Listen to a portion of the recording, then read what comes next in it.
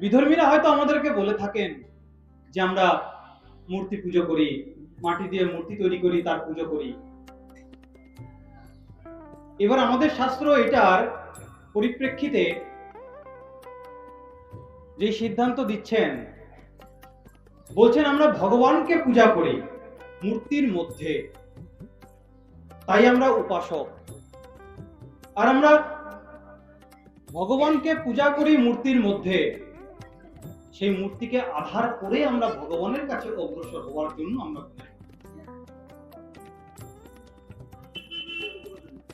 আমরা ভগবানকে উপাসনা করি, পূজা করি, তাই আমরা উপাসক। আমাদের উপাসক বলা হয়েছে। কেউ শিব পূজা করেন, কেউ কালী পূজা করেন, কেউ দুর্গা পূজা করেন, কেউ গোবিন্দ পূজা করেন। যে যেই পূজাই করুন তাকে উপাসক বলা হয়েছে।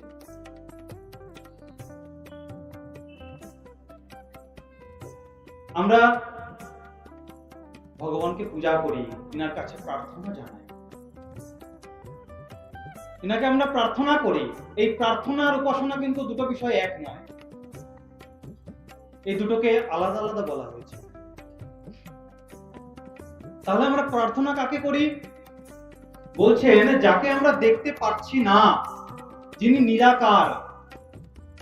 দেখবেন এখনো সেই সম্প্রদায় রয়েছেন যারা পরব্রহ্ম, নিরাকার পরব্রহ্মকে ভজনা করেন।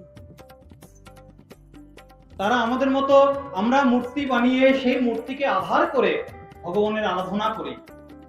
যারা নিরাকার পরব্রহ্মকে আরাধনা করেন, উপাসনা করেন, তারা সেটা করেন। যাকে আমরা দেখতে পাচ্ছি না, কাছে পাচ্ছি না, আমরা তাকে প্রার্থনা করি। এই প্রার্থনা কাকে করি বলতে গেলে এটাই বলা হবে যে যারা নিরাকার, যাকে আমরা দেখতে পাচ্ছি না, সামনে পাচ্ছি না, তাকে প্রার্থনা করি। আমরা উপাসনার সাথে প্রার্থনা করি না, আমরা প্রার্থনার সাথে উপাসনা করি। বিষয়টা বুঝবেন, আমরা উপাসনার সাথে প্রার্থনা করি না, আমরা প্রার্থনার সাথে উপাসনা করি। উপাসনা বলতে এই যে আমরা উপবাস কথাটা শুনি, তার অর্থ কি? এই উপবাস শব্দের অর্থ হচ্ছে কাছে থাকা। এই উপবাস শব্দের অর্থ হচ্ছে কাছে থাকা। উপাসনা মানে যাকে আমরা কাছে পাই, যাকে আমরা সেবা করতে পারি, যাকে আমরা আদর করতে পারি, আমরা তার উপাসনা। আর আমরা সেই ভারত ভূমিতে জন্মগ্রহণ করে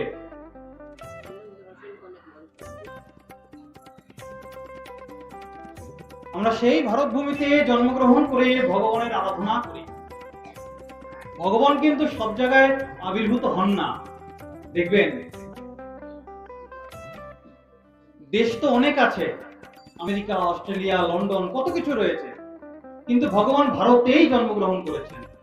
তার কারণ এই ভারত ভূমিটা এতটা পবিত্র, এতটা মঙ্গলময় যে ভগবান নিজে আবির্ভূত হবার জন্য এই ভারত ভূমিকেই বেছে নিয়েছেন।